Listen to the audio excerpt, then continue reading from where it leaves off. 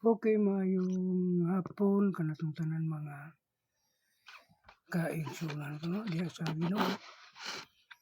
So niini nga kapunon tuon mo usab kita og pulong.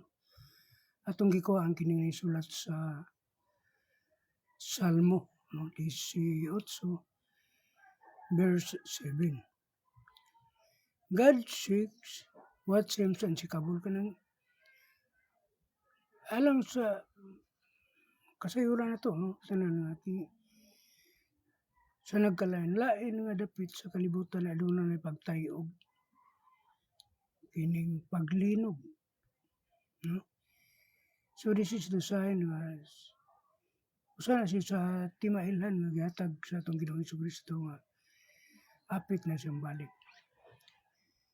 Ang Salmo nagaingon didto sa sulat sa maong Salmo,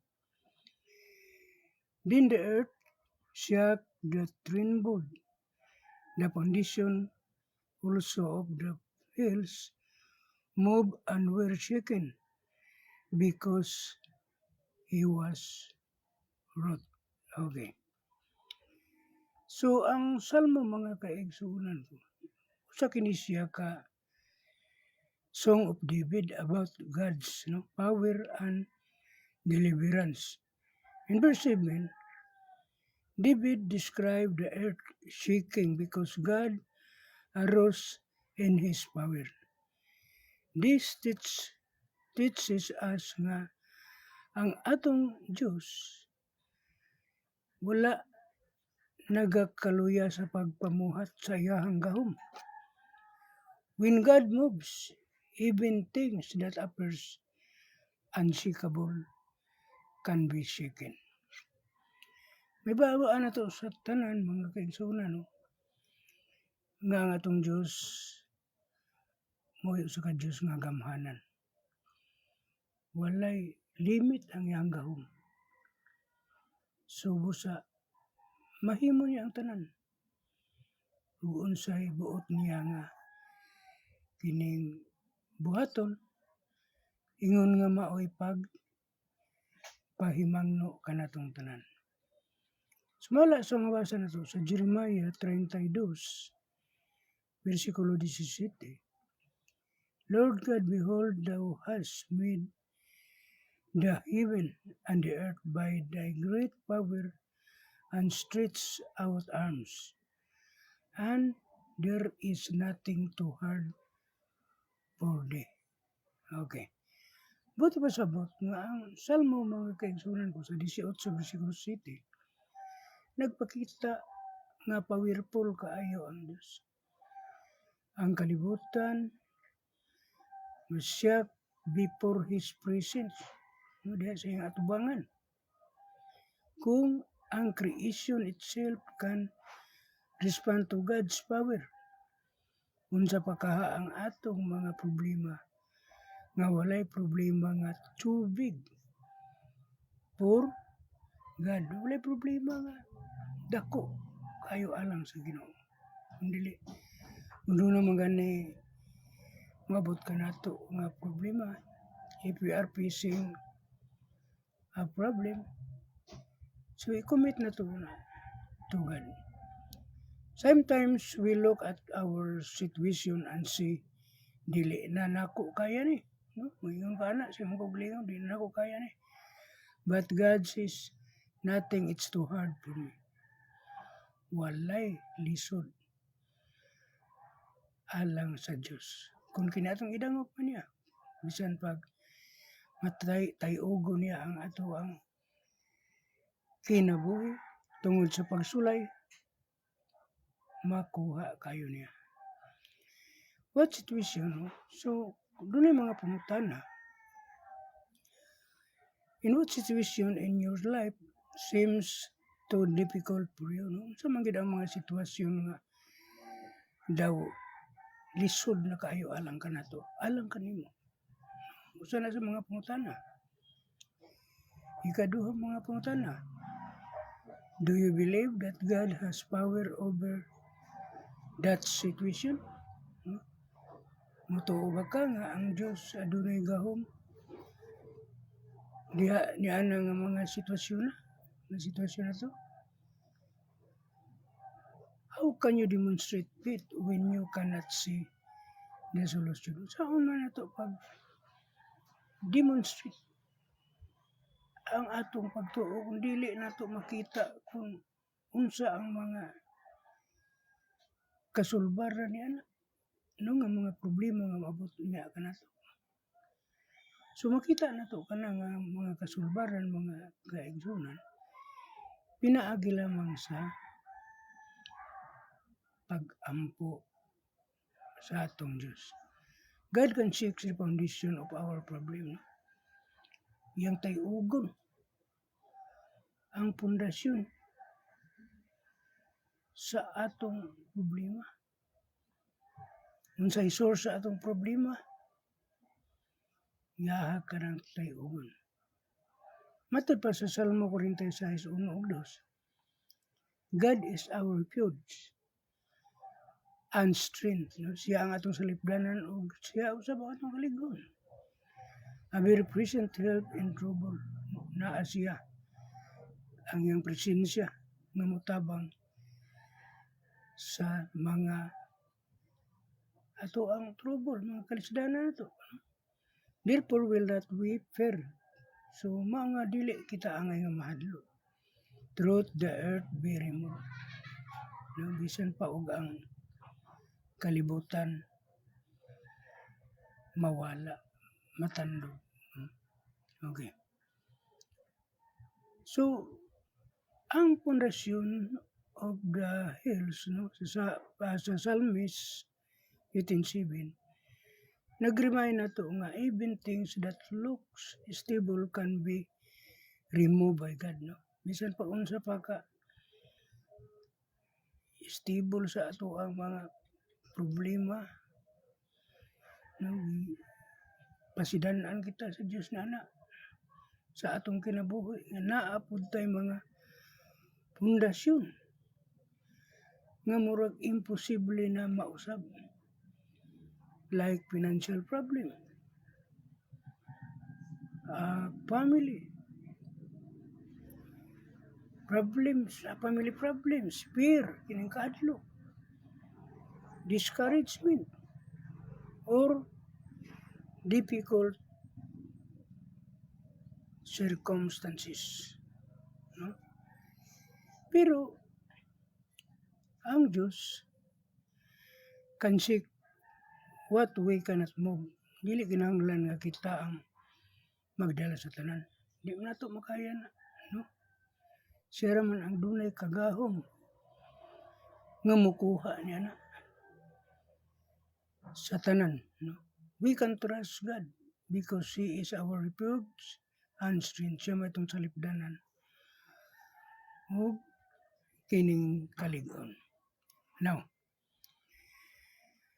uban usay makapunta na kita. Foundation in your life that you cannot move. No? Sama sa mountain. So, sa giingon ni Jesus Christ, kung kanato ang pagsalig, mga pag-ampo, sa ito'y giingon niya sa Matthew, bisan ang bukid, mag-ampo ka imong ibalhin nga do, makuha ka na, move ka na siya, no? Are you trying to solve everything by your own strength, no? Na kasulay na ba ka nga, sulbaro nimo ang bisan unsa nga butang, pinaagi sa imuhang kaugalingong kusog, no? Dili na nato makaya, no? Di nato na mahimo.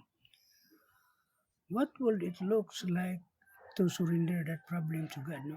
Kung atong tan-aw nga, kung atong isurrender ang atong mga problema ngadto sa Dios, hindi dunay mga kasulbaran. Okay.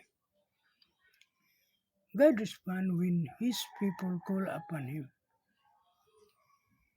In the distress, I called sa Salmo 18 versikulo 6, ngayon dito nga, in my distress, I called upon the Lord.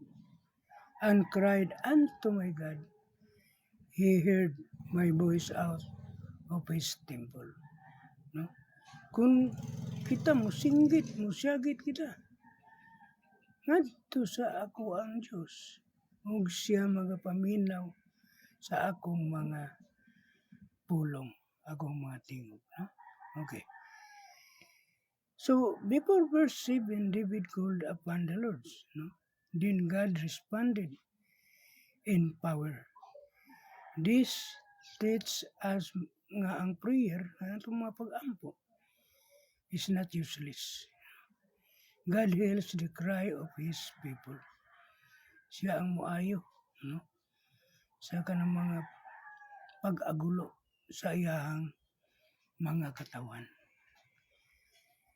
Maybe, dili dayon nato makita ang answer, no? Sa atong mga pag-ampo, dili man dayon nato kana usahay makahatag og kining tubag. But we can be assured that God hears. Pero siguro kita, no? Nga siya naminaw ka na to. Nga siya nagabantay ka na to. Ang importante, don't stop calling upon God, no? Dili gid kita mohunong sa kining sampit kaniya. So,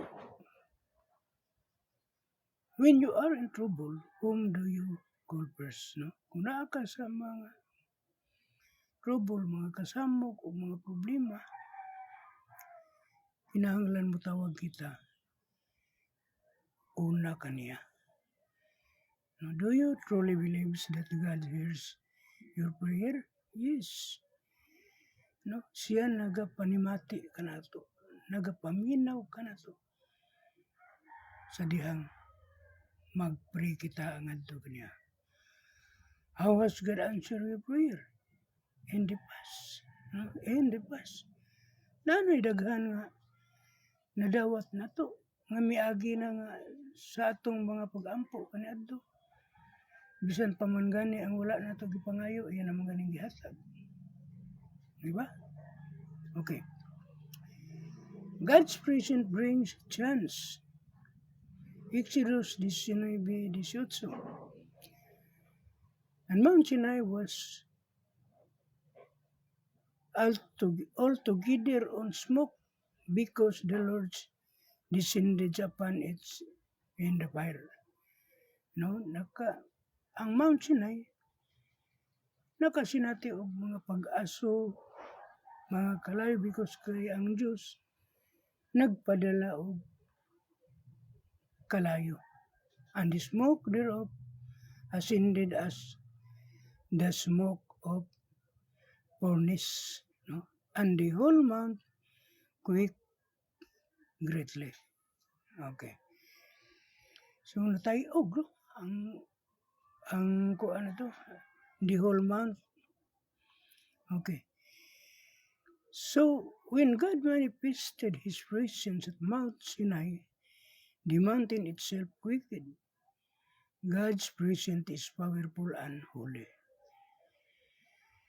Sa atong spiritual nga kinabuhi, when we truly allow God's presence to work in us, kung ato ulang kasagdan no, ang Diyos nga na ang iyang presensya mga nagbuhat ka na to, it changes our heart. No? Mausab iyahang usbon ang atuhang kasing-kasing, our attitude, priorities and direction. No? Dili lang circumstances. Ang mausab, we ourselves are changed by God. Atong kinatibukan nga pagkakita mausab sa Diyos. Okay. What area of your life needs God's transforming presence? So, imo nang ihatag sa imong mga pag-ampo.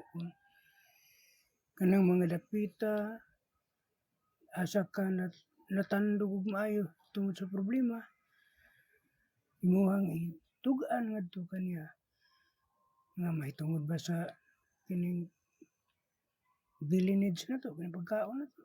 No? So, imong itugaan ngadto kaniya, imong isulti ngadto kaniya. Are you allowing God to change you? No?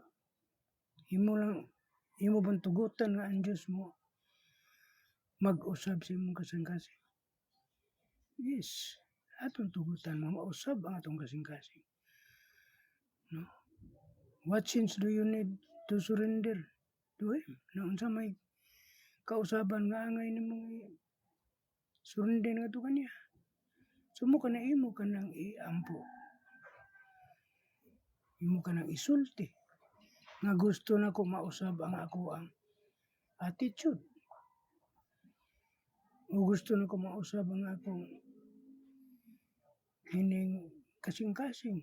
Nga unta, magabaton ko kasing-kasing nga kining maluluyon. No, siya na imo nang i-surrender nga to sa Diyos. Sumala pa sa Isaiah 41, versikulo 10. Fear thou not, for I am with thee. Be not dismayed, for I am thy God. No? The message of Psalm 18:17, 18 verse 7, nagaingon dito, is not to make us afraid of God's power, no? But to make us confident in God's power. If God is with us, we don't need to live in fear. No? Buti pa sabot nga. Wala kita niya himo para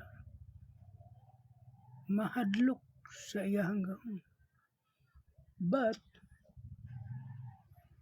to make us confident, gibuhat kita niya para confidenta sa iyahang gahom. If God is with us, we don't need to kining fear, live in fear. Okay. Ngayon ta? Basta na ay problema nga murag seeking your words, but remember, the God who can shape the earth can also hold your life in His hands. No? Pasal 18:7 teach us three important kining truths. Una, God is powerful. Walay imposible sa Diyos. Ikadua, can move what we cannot move. Mabalhin niya. Kung unsa ang dili nimo mabalhin. Dili na to mabalhin. He can shake the foundation of our problems. Ikatulo, God hears His people when we cry to Him. No? Ang Diyos manimati ka na to. Manimati sa iyang katawhan kung kita singgit kaniya mahitungod sa atong mga problema, siya manimati grato and acts according to His will. Ug iya kini taga-aksyon sumala sa iyang kabubuton.